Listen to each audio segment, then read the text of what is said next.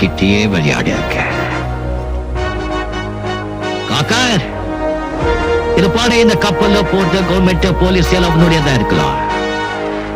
ஆனா இந்த துணி போட்ட கூலிங்க ஏன் ஆளுங்க.